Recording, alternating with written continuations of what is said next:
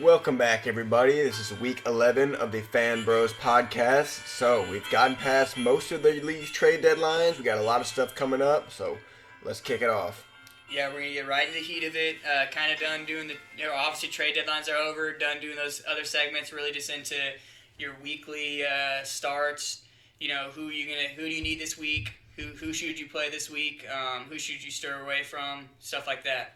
And we kind of encourage everybody from this point forward to send us as much as possible your rosters, what's my best roster configuration for this week, things like that, because like we said, it's not going to be as trade heavy, assuming those have passed. It's going to be who do I start on my squad now to win now. So send us as much as you can, and let's get into it. First, we want to just talk about some guys to drop that you've probably been holding a while, and just some guys on the borderline. What do we think? Do we drop them? Do we hold them? So first of all, Hunter, do you Phillip Lindsay of the Broncos, do you drop him or do you hold him? There's a scenario where you're that desperate you can hold him, but I'm dropping him in almost any likely scenario. Melvin Gordon's getting the higher snap count, even though Phillip Lindsay looks better than Gordon. He's just not getting the work, so he's dropped in almost every format for me. Likewise, even Melvin Gordon, I could see an owner kind of dropping. I would recommend to hold him, but Lindsay, there doesn't seem to be a clear path to value for him, so it's time to cut the tie. Next up, a little more shocking, Hollywood Brown for the Ravens. What do you think? Do you drop him at this point? Yeah, I actually dropped him last week for Jerry Jeudy. Somehow he was on the waiver wire, and so I just did a nice little swap. He's droppable in every format for me. Not only because he hasn't been doing it, but Lamar Jackson hasn't been doing it. And they're really looking for Andrews in the goal line and in the red zone, and he hasn't even been getting the work or the touchdown. So it's just not a good passing situation for the Ravens right now. I drop in even PPR scenarios right now. I think we're deep enough into the season where what we've seen from the Ravens is what we're going to get. There's not really enough time for a drastic turnaround. So I'd much rather have a Michael Pittman, Jacoby Myers, Jalen Reagor type guy with more upside than Hollywood Brown. So if you have guys on your waiver wire who are worth picking up, it's time to cut ties with Marquise Brown. Next up is Drew Brees. There's still a little bit of questions about what happened, but it looks like he's got multiple broken ribs, a punctured lung. Do you hold him if you were riding him to this point? No, and if you've been riding him to this point, I hope you've been getting victories. He hasn't been really probably carrying you there, so I hope you have another quarterback on your roster, but no, I'm not holding him. I'm looking towards other players. There's been a lot of actual decent QB streamers in the past couple weeks with Tua coming into it. Big Ben kind of getting dropped after a couple bad games. I'm looking somewhere else, not towards Drew Brees at all. I agree with that. I mean, he wasn't even a surefire start, but it's time to let go. Another one, he's probably not quite as popular, but Nelson Aguilar. He seems to be a boom kind of game or nothing at all. Do you drop him now? No, I don't think so. Derek Carr actually looks pretty decent this year, and I'm not saying that's going to make a fantasy relevant wide receiver, but I mean, Aguilar's kind of been that. I mean, there's worse players that you could flex than Aguilar, so I'm going to hold on to him.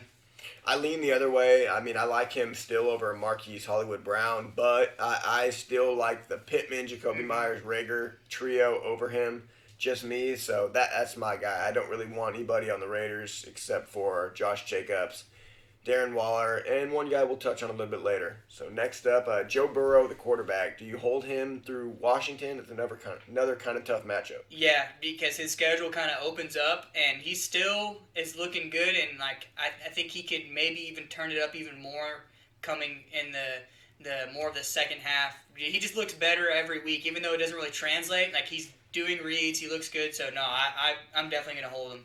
He's an excellent hold for maybe the Drew Brees owner. So if you're in that scenario, yeah, Joe Burrow should finish top 10 most weeks going forward. So we recommend to hold him. Next up's an interesting one. Myles Gaskin. He's missed, I think, at this point, 1 or 2 of the 3 required weeks with him being on IR, and he had an MCL sprain or something similar. Yeah. Do you think it's worth holding him here, or seeing the other guys flourish in Miami, do you let him go? Now, I know people that have been holding him is probably PPR, a full PPR, a half PPR league, or maybe even a quarter PPR league, because in standard value, he's not worth holding really. But in that PPR, he's all right. But with the emergence of Salvin Ahmed, I haven't heard an announcer say it. I don't know if that's the proper way. Just saying it out there. Don't quote me on that. He looked pretty good, and he got like a 76% snap count last week, which is pretty high. And that's saying something. They like him, and he ran a lot better than Gaskin between the tackles. So I think that Gaskin is definitely worth dropping in half PPR, quarter PPR, full PPR. I don't know because they throw him a lot of routes. So I don't know. That's tough. Yeah, I'm with you there. I think that Ahmed showed as much as Gaskin did in Mm-hmm. just 2 weeks.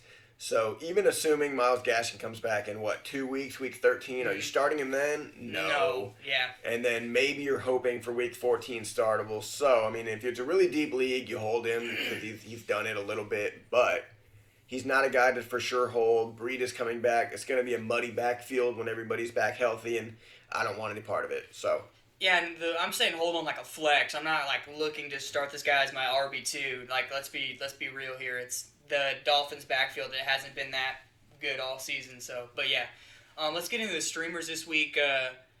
Big Ben versus Jacksonville. You think that's a juicy matchup? You think that Big Ben keeps it rolling or what? I do. I mean, it's so nice that maybe it doesn't work out because Yeah, that seems to be how it could goes. be a But trap game. back-to-back 3+ touchdown outings.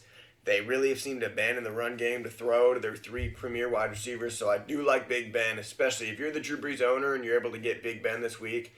I think he's in for a big week and even a big finish to the season. Yeah, I like it a lot too, but Big Ben has came out and admitted that Jacksonville Jaguars have had their number in recent past. So I think that even is more fuel to the fire of Big Ben kind of coming out and laying waste to the whole NFL. It's kind of his revenge tour right now. It's kind of funny, 2020, the political correctness, the Big Ben's out here telling everybody what to do. Let's go to the next matchup, a streamer this week, Cam versus Houston. You think that's another juicy one too? Yeah, I do. I mean, just 3 or 4 weeks ago, Cam was as bad as any starter in football, but they're kind of seeming to find their stride, and what he does best is run the ball. Houston cannot stop a nosebleed, so I think Cam could go for multiple rushing touchdowns this week, and if that happens, he's in the upper echelon this week. So, Houston's a great matchup. I do like Cam. Yeah, Cam will have at least one rushing touchdown. That is almost a given. Houston has looked so bad on defense, on offense, on special. It is their garbaggio. Yeah, Cam is a great start this week, especially if somehow he's on your wire after those down weeks and they didn't look like they're throwing the ball at all. People were tripping out, and you are the Drew Brees owner. Scoop up Cam and start him this week for sure. One more guy to just touch on. We kind of touched on him. Tua. If Tua's available in your league, he probably should be scooped if you have the spot for him, and he fits into this category of streamers this week and Yeah. also a guy to probably start in the next coming week. So. Yeah, especially if you're in a pickle, you don't like your scenario. You got Drew Brees. You're in a deeper league. You have an injury. Yeah, definitely Tua. We've been talking about him, but yeah, hold him. So next up, we want to talk a little bit. It's just going to be a kind of jambalaya of segment. We've got some matchups to talk about, some start sits, and just what to make of guys who have maybe flopped or gone hard the last couple of weeks. So having said that, we'll start off. MVS, Marquez Valdez-Scantling for the Packers. What do we make of his recent explosions? Aaron Rodgers is balling. That's what that is. Aaron Rodgers. When Aaron Rodgers is hitting on all cylinders, he has three receivers that are making plays for him, but he has two fantasy relevant receivers at all times. And with Alan Lazard out, Valdez-Scantling is kind of getting some more routes, looking good, but I think he's actually emerged as a real deep threat in this offense that is going to stay. I think he's going to be a nice wide receiver flex if you're in a pickle with injuries, or maybe you're in a weird scenario with a wide receiver. I think he could maybe push for a start on the week. You know what I mean? I do know what you mean. I think we should hedge a little and just say we've seen it before where MVS looks good and then completely disappears. Yes. But we're Yes. kind of buying into the right now boom. where he's a guy that definitely could be started the next few weeks. He's shown enough. He kind of reminds me, just not to get too far ahead of ourselves, but Devontae Adams in his initial time in Green Bay had the dropsies, was kind of in the MVS type role, and Aaron Rodgers stuck with him because the guys were able to get open. Eventually, they catch those balls. Yeah. So I could see MVS having an every week kind of stable fantasy role going forward. That could change, but we're kind of in on what we've seen lately. Yeah, and he gets open. That's the whole deal here. Is that's the reason why, even though he has the drop skis, he still gets targets and has come back into relevancy. Is because he gets open. He does have the burners. He's not. I mean, he is their deep threat, but he runs really good routes too. So I like MVS going forward. Let's go. Let's do a little start sit 'em with MVS.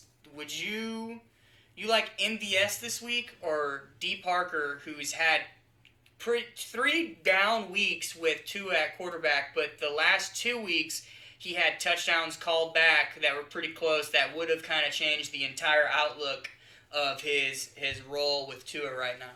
So MVS plays the Colts, who have been one of the very best defenses. I still think that offense scored some, but Devontae Parker against Denver, who sounds like a tough defense, they've been everything but that the last few weeks. I still like Devontae Parker. Like we've said, he's had a couple touchdowns called back that don't get registered as any points, but it still shows real life where they're looking in the red zone. I think Devontae Parker kind of boosted up again this week. He might score. He probably eclipses 70 yards. So I like his stability and ceiling versus that of MVS, who we just talked about. Let's get right into the next one. Another down week from a player, but are you looking to start Austin Hooper versus Philly? It was a weird storm scenario. I don't know if people watched the game and saw what was going down. There was a weather delay, but Austin Hooper versus Philly, do you like that? Are you going to start him? So the game with the Texans, Cleveland versus Texans, I want to say the combined passing yardage was either around 300 yards or less. There was massive wins, so it's hard to take anything from this. We were excited for Hooper's return, and he only had 1 catch for 11 yards. Yeah. Having said that, with tight end right now being just awful, I like Austin Hooper going forward, and he's a guy I would not hesitate to start. Philly is middle of the pack against them, and if the weather's not a significant kind of whirlwind again, I think Hooper is among the top 8 to 10 tight ends, and all you can hope for is 40, 50 yards, and I think he has a good chance to get there. So I would still roll with Austin Hooper if you picked him up and had intentions of starting him. Yeah, I'm the same. I'm in the same boat. Obviously, it's a weird scenario. Anytime there's a storm game, it's hard to look through it because, you get skunked in fantasy, but in real life, Baker Mayfield only threw for 130 yards. It is what it is. Austin Hooper is one of the few tight ends that you're really going to be able to start that's not a premier guy, that's an 80% snap count kind of guy. He played last week off the injury with 82% snap count. So, that's really high. He's going to be on the field. The opportunities are going to be there. It's not going to be a rain game every day. Every game. I think the weather could be bad in Philly, but I don't know. It should be good. So I think you start him here. Tight end's so tough, but he's one of the people that has as good a chance of any as catching 4 or 5 balls for 40, 50 yards. So what that means right now is start and hope for it.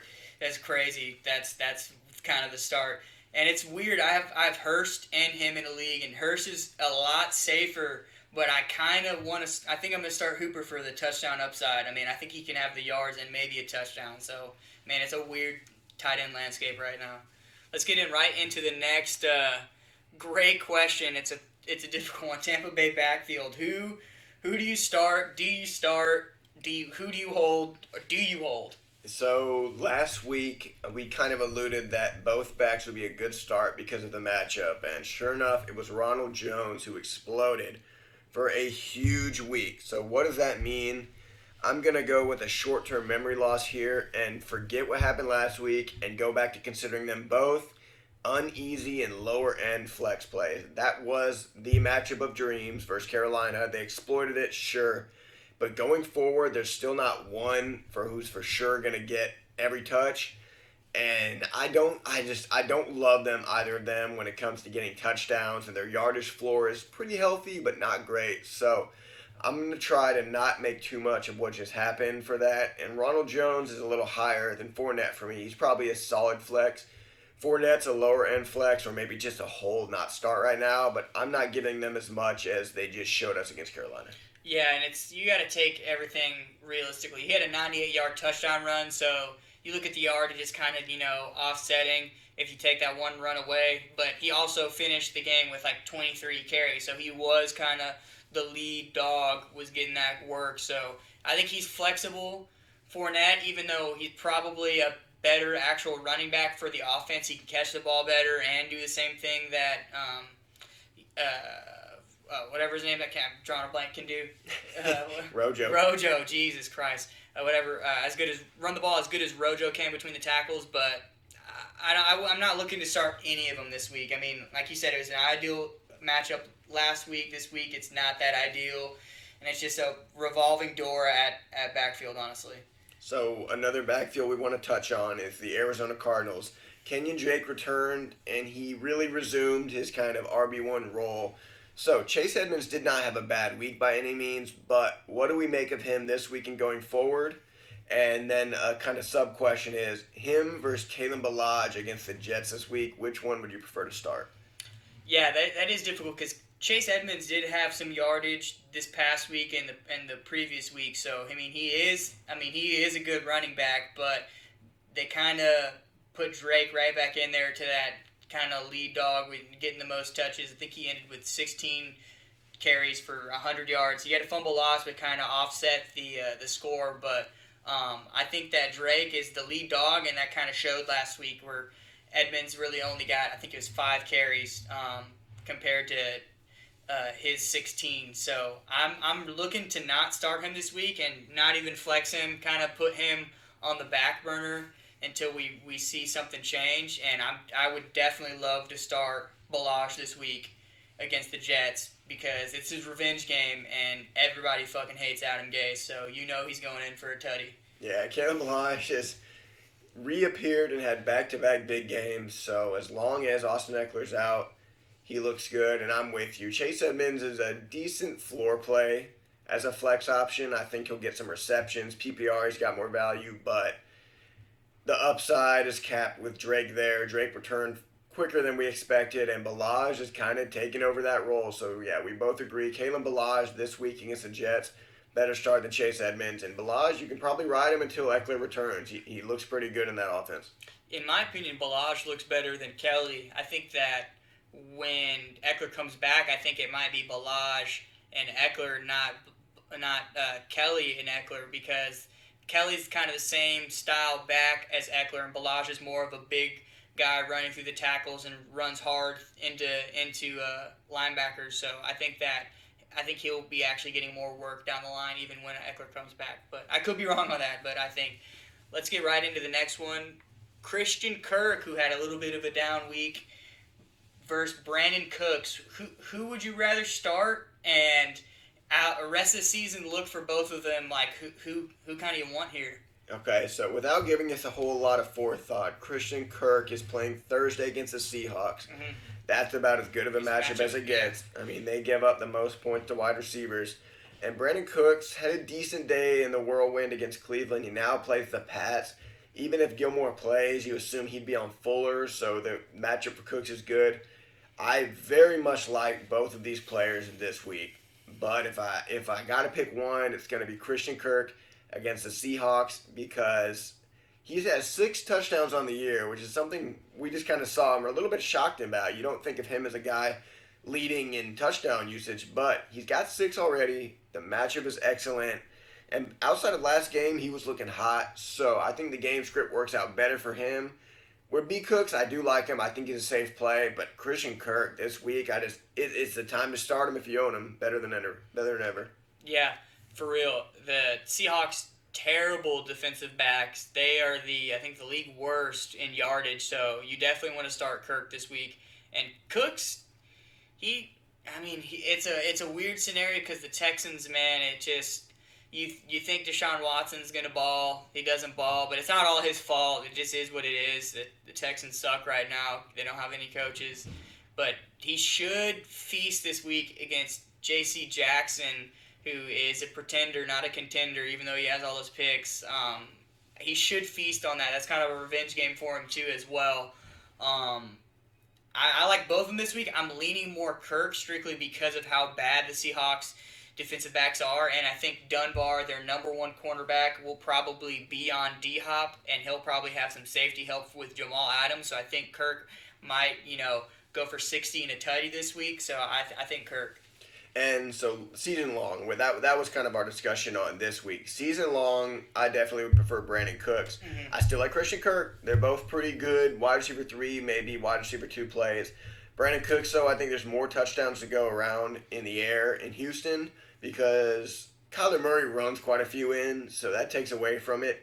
I could see Brandon Cooks getting another touchdown or two and just being a safer every week play than Christian Kirk. But I will endorse them both if you own them, that you can start them most weeks from this point forward. Yeah, and I do lean Cooks over Kirk. Not only because, Kyler Murray's kind of spreading the ball around. Sometimes they run it in with a running back. Sometimes he'll run it in himself. But B. Cooks, even though he's not looked at as the number one receiver on the Texans, he still out-snaps Will Fuller every single week. So he's on the field 90% of the game, 92% of the game, 93%. So, you can't really beat that compared to, Kirk, who's not on the field as much as D-Hop and the other receivers. So, I like Cooks the rest of the way. Let's get right in the next one. After another big game, DeAndre Swift, is he for real? Do you like Swift? I hate to say it because I'm playing him this week and I'm sure he gets a start, but yes, he's for real. The Lions' backfield has been a mess for multiple years now, and even this season, it was just a big mix. You knew Swift, the most talented back. Adrian Peterson got a lot of run, but starting last week, he had his highest snap count of the season, 73%. He looked good. He's their best pass catching back, And I think going forward, they're just not dumb, so he's going to be an RB1 type guy going forward rest of season. I still could see a little funny business going on with the goal line carries, but he's pretty safe, and with a lot of injuries at the position, he's a safe guy right now. Yeah, and I'm with you on everything you just said, and you have to think back. Kerryon Johnson was a very good running back at the beginning of his career, and for them to go up and get Swift they were believing in Swift. They brought him in for a reason, and that kind of looks like it's happening right now. We talked about it, going into the bye, it looked like he was getting a little bit of the rub. He's probably going to come out getting more touches and more work than the other backs, and it's kind of been true to that. Swift is really getting the rub, getting the work, and he's doing a lot with it, so there's no reason for them to kind of take that away. Other than the fact that Adrian Peterson is a really good running back, Kerryon Johnson is a pretty good running back, but, the beginning carries are going to Swift, so, he looks like he's going to steal the show for the rest of the season. I think he is a nice RB2 play for the rest of the season with a RB1 kind of ceiling there. Definitely. If you held him this whole time, now is what you've been waiting for, and the time is here.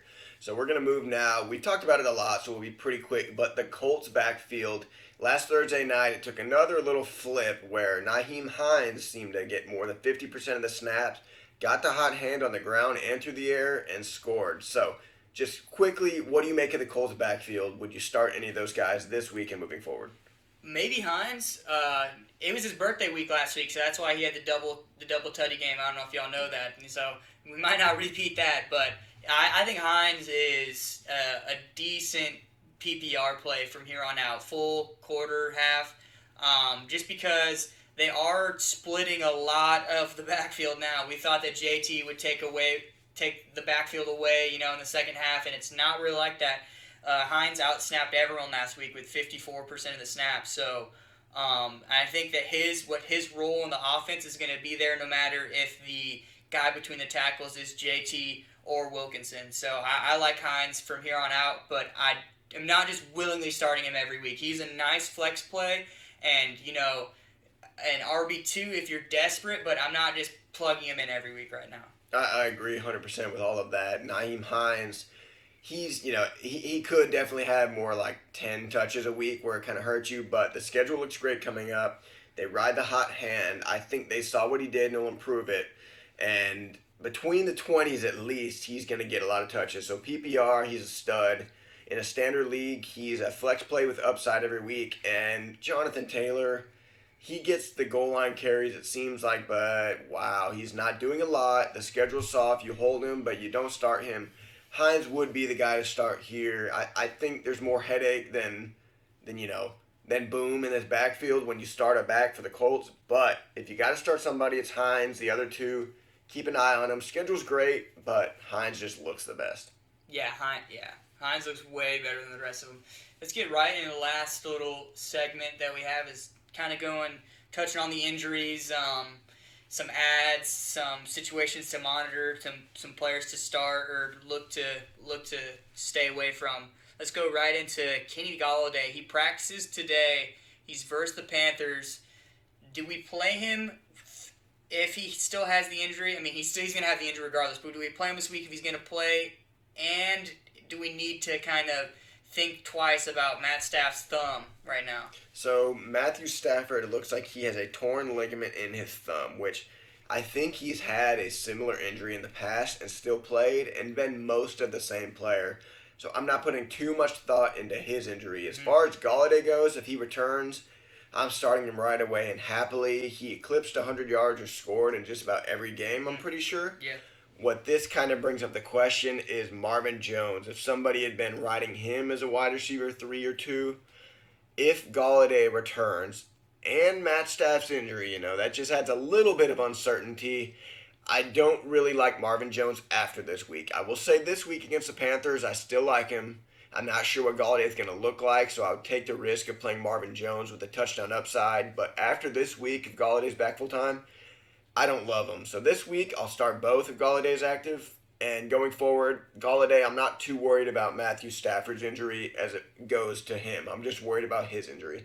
Yeah, I'm not worried about Matt Stafford's injury either. He's played with a broken back. He's played with a multitude of injuries and still had great games. So you monitor the Golladay situation, and this is the last week for Marvin Jones has relevancy and could just be a lock start for your wide receiver 3 flex kind of play.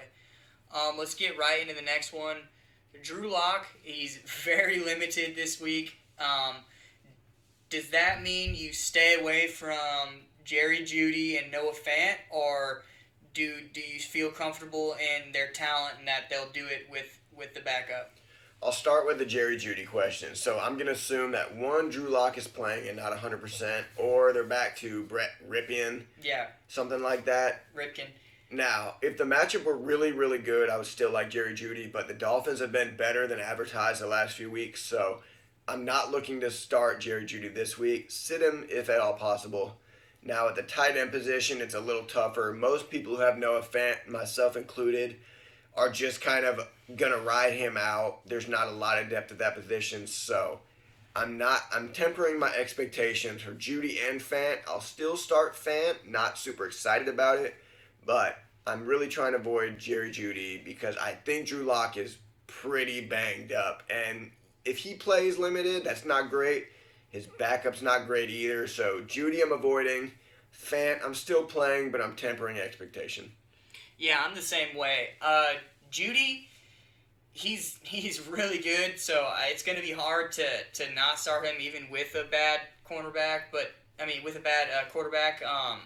But the Miami Dolphins D, man, they're so deep at defensive back that I kind of would stay away no matter what the situation is this week, honestly. Whether it's Drew Lock or Ripien, I'm really not trying to trust in Jeudy this week. Noah Fant's a different story, like you said. The tight end landscape, it is what it is. You're probably locked in if you have Fant this far and you don't have anyone else on your roster. So Fant's a decent start, as he is every week, but he's probably not going to bust on the scene this week with the Miami Dolphins D. Yeah, I'm kind of with you. So now we're going to step a little bit back to tomorrow night's game, Thursday night's game, Seahawks versus Cardinals. The running back for the Seahawks, Chris Carson, it looks like he's going to be a game-time decision. The latest we've heard is that he's unlikely to play. If he sits, Carlos Hyde was removed from the injury report. He'll be back in full. Do you start Carlos Hyde comfortably if Chris Carson sits this week?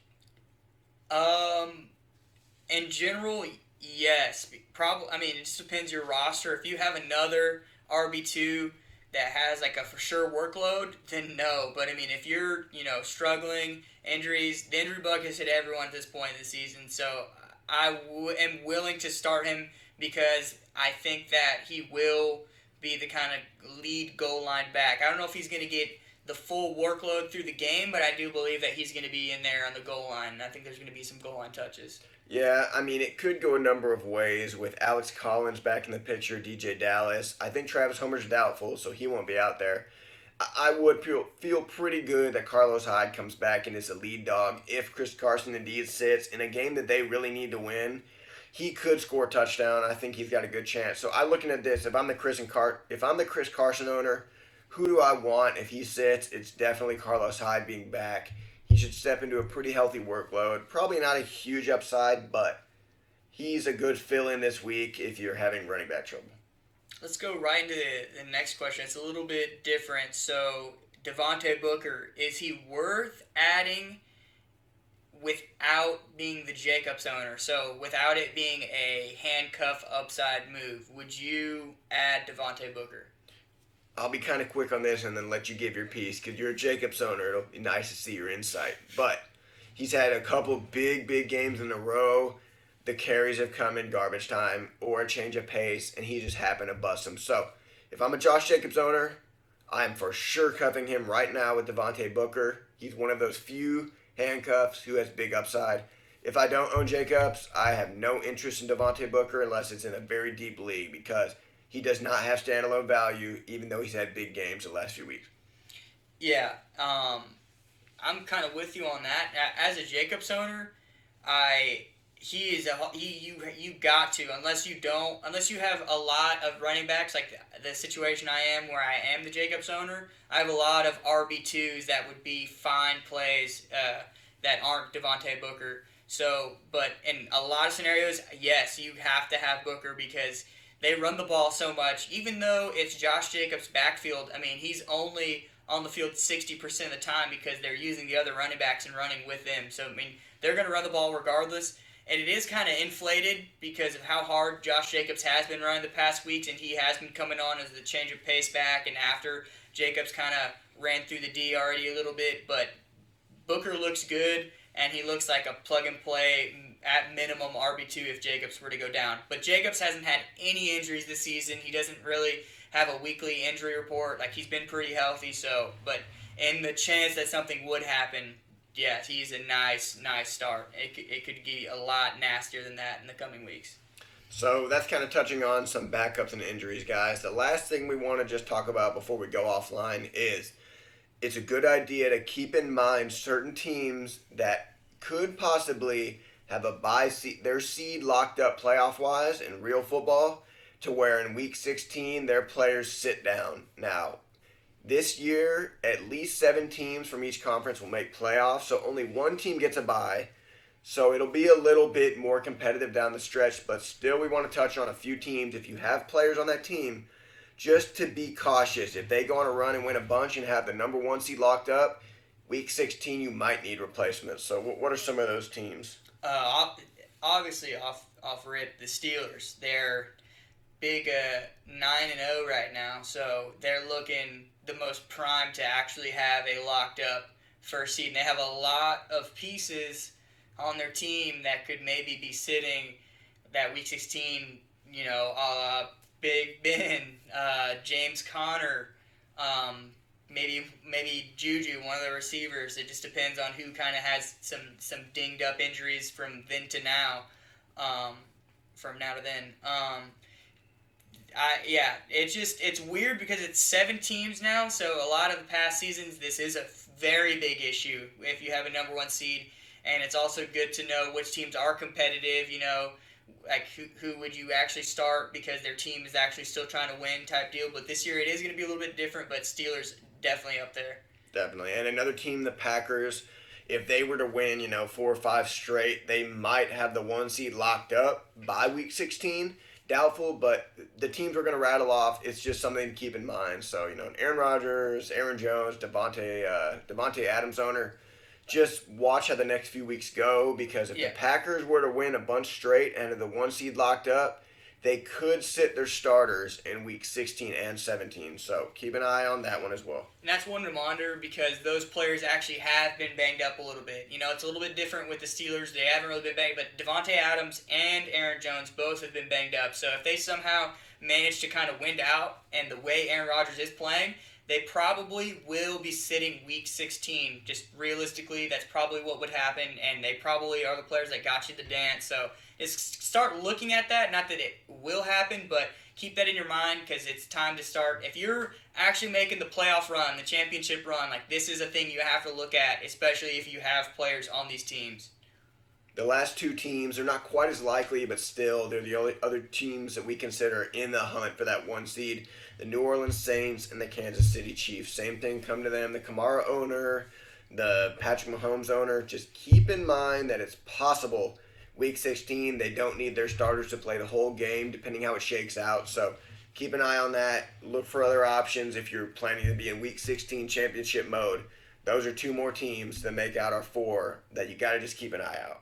Yeah, and we said the new 17 playoff, so it might not even be a factor this year. But in seasons past, people that play know that that's a real life thing. It's the real life game script kind of does cuck your players sometimes that are taking a week off because they already have their playoff scene locked up. Yeah, I just want to touch on 2 examples in the past so you can see that it is real. Way back in the day, Tom Brady and the Patriots, when they went 16-0. Oh, yeah. Randy Moss and Tom Brady were 2 fantasy heroes that did not play in week 16. And that was just a big shock to those owners, and they really got screwed when they rode them to the promised land. And another one was a couple of years ago when Cam Newton and the Panthers had the seed locked up. So Cam played the first half. Yeah. And then sat the second. So there is a precedent to see where this does make an effect. Yeah, no, and this is really specific to the people that are looking and sitting pretty and do have the eye on the prize, that Week 16 championship, and they have some of these pieces on these players on really good record teams. This is only the 4 teams that really have records that would even, be a possibility. And that might not even be a possibility only just for the Steelers. It might not even be the Packers, Saints, or Chiefs, but it's just something to look at, monitor, and to make sure you're ahead of going into the playoff season. So, guys, that is pretty much all we got for y'all in Week 11. Best of luck. Send us your questions, anything. We'll get back to you as soon as we can. And good luck. We're coming down, getting close to the playoffs. Good luck, everybody. We are the Fan Bros.